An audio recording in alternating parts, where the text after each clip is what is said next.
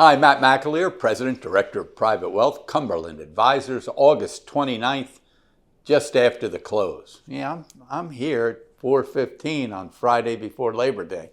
It was a busy day. It was a busy week. So we're catching up on a few things we needed to get out the door.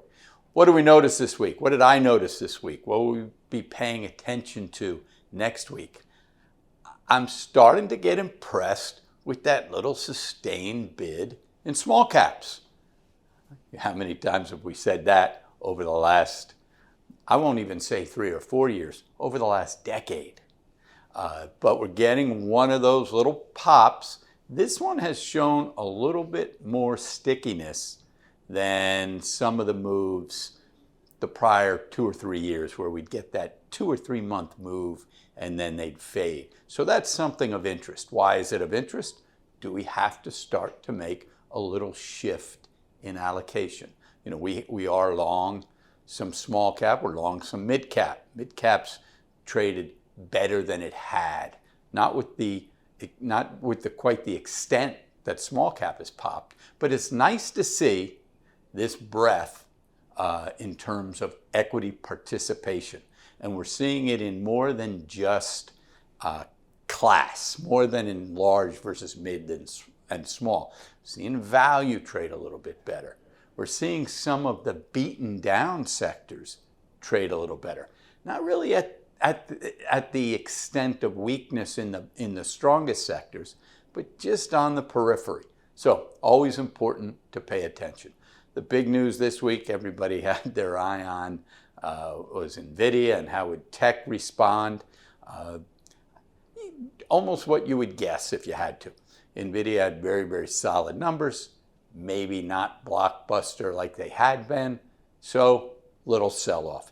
Remember, equities trade on expectations and perceived growth versus where a stock is trading. So in terms of where we sit, our technology, what was it off? 0.25% this week in terms of the index. Most of the indices, most of the sectors and industries traded in a fairly tight range around the zero number. The one big area, again, when you look at small caps, the Russell 2000 up 5.5–6% in August, that really gets your attention.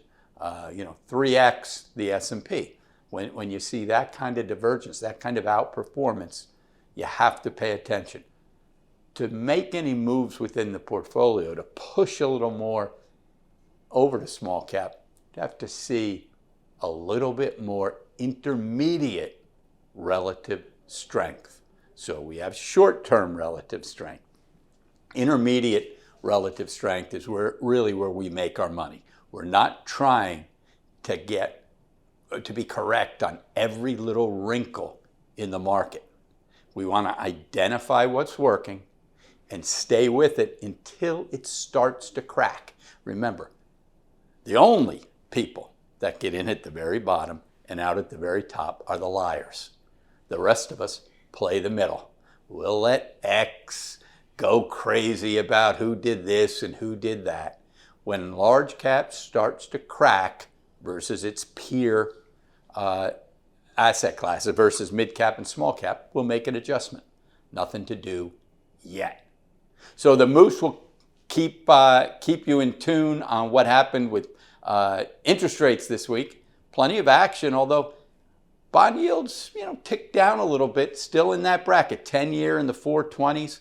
It's played out as we had surmised going really back the last quarter or two.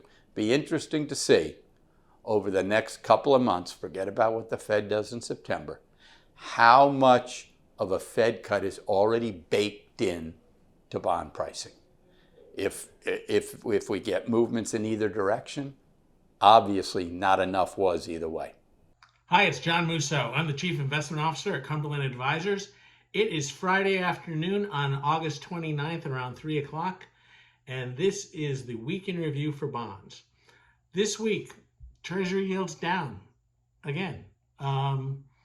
Seems like we've been going back and forth on this, a little bit up, a little bit down, but solidly across the board. So when you look at the Treasury curve, 2 years of 362 down, that's 8 ticks. 5 years of 370 down 6 ticks.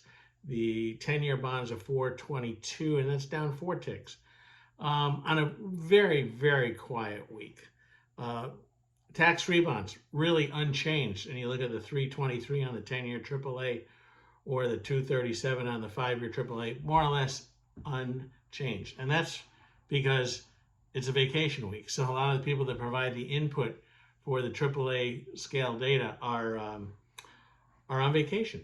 And although most deals got well subscribed for this week that came. The muni market, and we've talked about this in the past, is in much better shape than it was at the end of July. So supply is down, it should be picking up, but participants should be back in the market, and the fall is generally a pretty good time for the muni market. On the numbers front this week, the big number was the PCE number that came out today.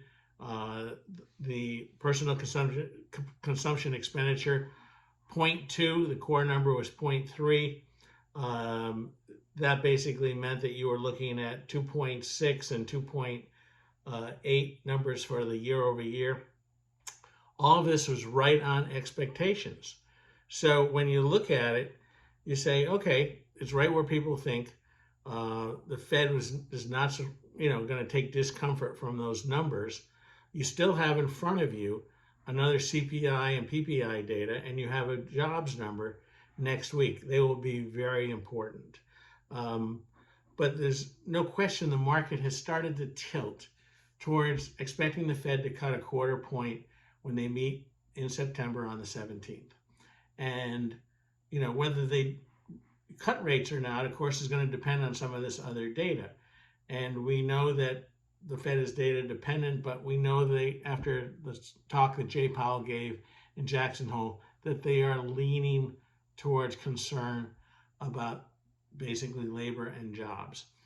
So it'll be very important to see what those numbers look like next week when we get jobs numbers. One graph we want to put up here, and it is a chart of the 10-year Treasury bond, and it takes you back 2 years, and you can see where you were at the beginning of the year. You were at about a 480 on the 10-year bond yield a week before the inauguration. And, think about what the headlines have been this year. The headlines have been foreign buyers will not buy U.S. debt. The inflation numbers and concern about debt as a percentage of GDP in this country will chase buyers away, and they won't buy the debt. Concern about tariffs will chase away buyers, and they won't buy U.S. debt. Hard to prove it by this graph. When you see you've gone all the way down from a 480, and you sit here now around a 423 or so. That is a significant move down this year. We will know more once the Fed meets and next month in September. But for all the naysaying out there about higher bond yields coming, it hasn't happened. So we will watch this. We will know more after next Friday. We hope everybody has a great Labor Day weekend.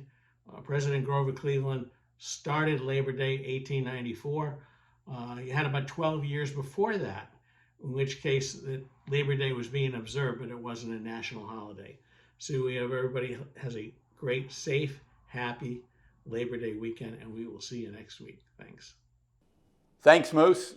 Enjoy the weekend to our viewers and to you, John.